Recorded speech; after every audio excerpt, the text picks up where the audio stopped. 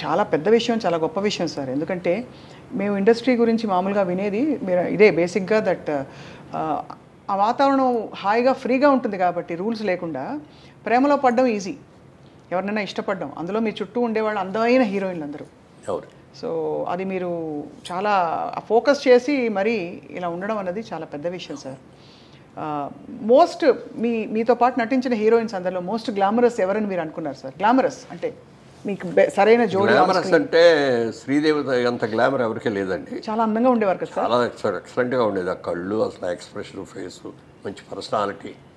నాకు ఈక్వల్గా ఉండేది హైట్. అమ్మాయి కూడా 5'7", 5'8" ఉండుంటుంది. నేను 5'8.5". అమ్మాయి కూడా దగ్గర దగ్గర 7.5, 8 ఉండుంటుంది. Personality, behaviour, wonderful behaviour. ఎప్పుడు తప్పుగా మాట్లాడటం నాకు కానీ ఏదైనా చిరిపి పనులు చేయటం కానీ అట్లాంటిది ఏమి ఉండేది కాదు. ఆ తర్వాత అంత అందగత్తె ఎవరు అంటే దీప గారు కూడా చాలా అసలు ఎంత అందంగా ఉండేది. కాకపోతే ఏంటంటే వాళ్ళ అమ్మ ఎప్పుడు పక్కన బ్యాగ్ పెట్టుకొని బ్యాగ్లో అన్ని బిస్కెట్లు, ఈ చీడిదిళ్ళు, బాదం పప్పులు ఇవన్నీ తెచ్చిపెట్టి షార్ట్ చేసి రాగానే పెట్టేస్తూ ఉండేది. అంటే ఆ అమ్మాయి బాగా ఎర్లీ ఏజ్లో వచ్చింది. ఏదైనా అంటే ఎవరిని అడిగితే 16 years 3 months బాబు అనేది.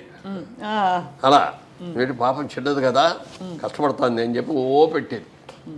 ఆ పెట్టడం మూలంగా కానీ లేకపోతే అమ్మాయికి ఏదో ముందే ఆర్టిస్ట్ చేయాలనే ఆలోచన ఉండి కొంచెం స్టెరాయిడ్స్ ఏదో ఇచ్చి ఇది కూడా చేశారని అంటారు. ఎంతవరకు దాని మూలంగా కానీ అమ్మాయికి బాగా బాడీ వచ్చేసింది తర్వాత. లేకపోతే చాలా అద్భుతమైన యాక్టర్ అయ్యాడు. జయసుధ గారు ఇట్స్ ఏ ఫ్యామిలీ లేడీ. అదే అదే ఇక అందులో సినిమా యాక్టర్ లాగా ఉండదు. ఆవిడతో నటిస్తా అంటే రియల్ క్యారెక్టర్తో నటిస్తాం అనే ఫీలింగ్ వస్తుంది తప్ప సినిమా యాక్టర్ లాగా ఆవిడ నటించడం కూడా అలాగే చేస్తుంది. ఇప్పుడు మిగిలిన వాళ్ళు కొంతమంది చేసే దాంట్లో ఆర్టిఫిషియాలిటీ ఉంటుంది. అంతవరకే ఉండు, టచ్ అవ్వకూడదు, ముట్టుకోకూడదు అన్న లెవెల్లో ఉంటుంది. అవన్నీ ఉండేవి సార్ ఆంక్షలు.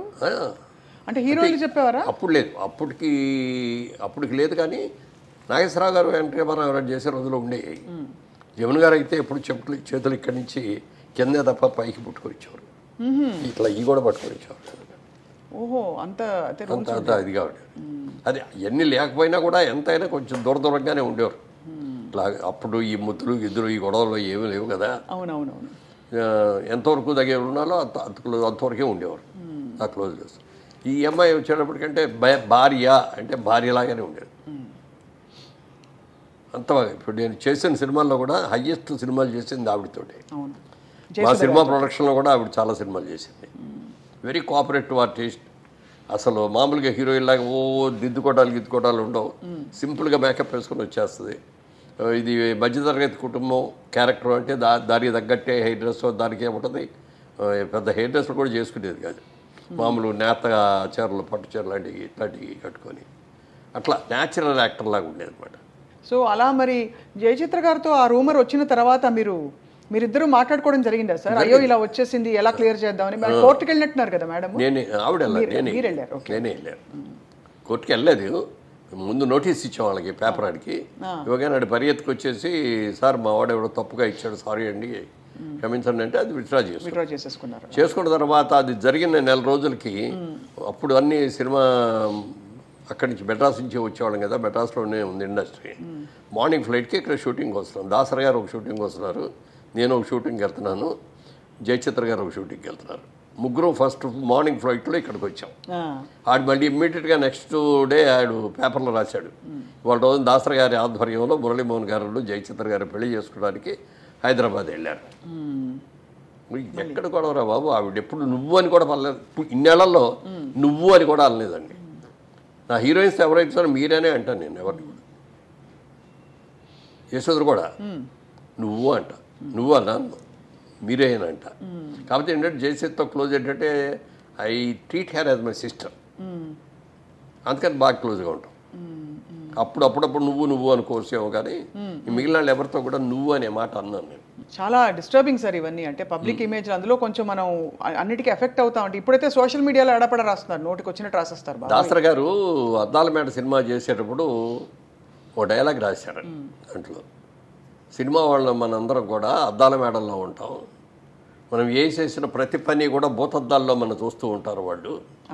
మనం తప్పు చేసినా ఒప్పు చేస్తే బాగుందంటారు, మెచ్చుకుంటారు. తప్పు చేస్తే మాత్రం రాళ్ళు విసిరి కొడతారు, మన అద్దాలు పగిలిపోతాయి, మన బతుకు బజారు పాలైపోతుంది బా అని ఆ డైలాగ్ ఎంత బాగా నచ్చిందో నాకు ఆ డైలాగు. దాన్ని తూచా తప్పకుండా పాటించాను.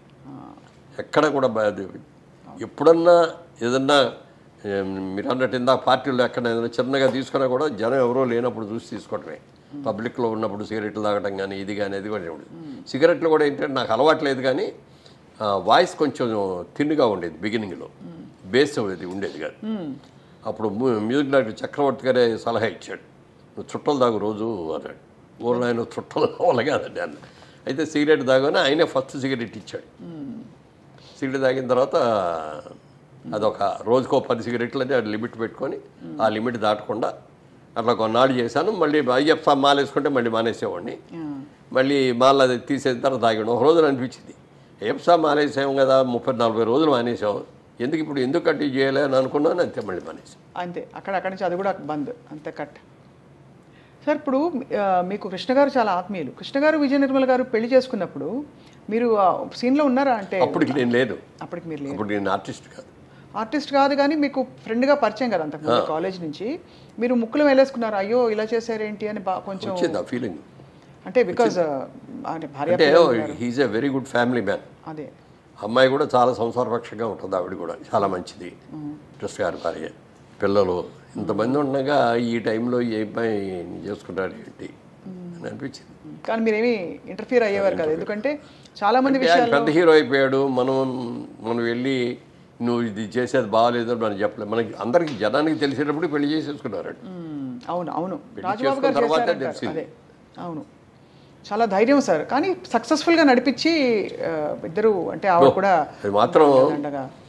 అంటే భార్యగా ఉండగా రెండో భార్యను చేసుకోవడం అనేది తప్పే అయినా కూడా ఒక మంచి నిర్ణయం వాళ్ళిద్దరు తీసుకున్నారు. అంటే ఇద్దరికి కూడా మంచి జరిగింది, బెనిఫిట్ అయింది. అవును అవును సార్, అవును.